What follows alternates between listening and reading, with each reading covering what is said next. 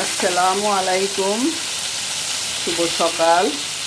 আজকে আমি সরিষা ইলিশ রান্না করব।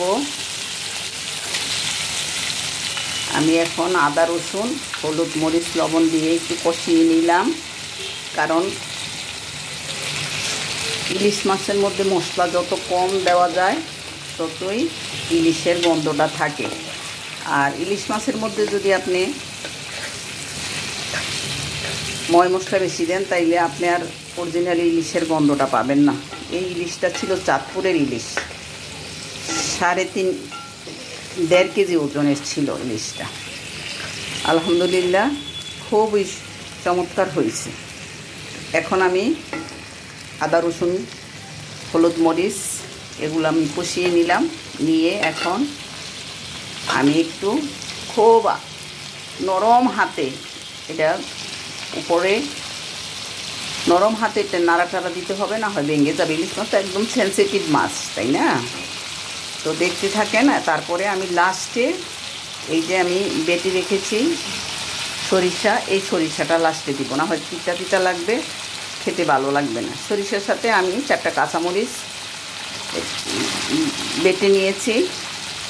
তো একটু আমি পরিমাণ মতো এখন জল দিয়ে দিই।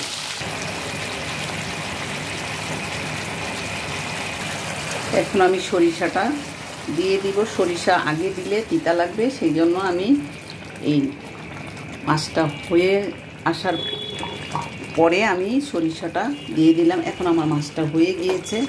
এখন আমি 3টা কাঁচামরিচ দিয়ে দিব। তারা কাঁচামরিচটা দেওয়ার কারণ হলো সুগন্ধের জন্য, একটা সুন্দর ঘ্রাণ আসবে। এখন আমি বেশিক্ষণ রান্না করব না,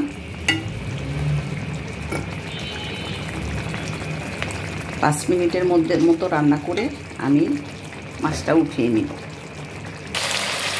আমার রান্নাটা কেমন হয়েছে একটু কমেন্টে জানাবেন। যদি আপনাদের ভালো লাগে তাহলে একটু শেয়ার করে রেখে দিবেন। আমি এখন একটু কাঁচা সরিষার তেল দিয়ে দিব। এই কাঁচা সরিষার তেলটায় রান্নাটার মানটা আরও বাড়িয়ে দিবে, অসাধারণ রান্না হয়ে যাবে। আশা করি ভালো লাগলো। আসসালামু আলাইকুম। আজকে আমি 10টায় লাইভ করেছিলাম, আমার লাইভে কেউ যুক্ত হন নাই, আমি খুব কষ্ট পেয়েছি। আগামী শুক্রবারে সন্ধ্যা 7টায়, শুক্র শনি 2 দিন সন্ধ্যা 7টায় আমি লাইভ করব। আগামী মাস থেকে আমি ফুলের ভালোবাসা দিতে থাকবো, তো ইনশাল্লাহ আসবে, আমি আশাবাদী। আল্লাহ হাফেজ, আসসালামু আলাইকুম।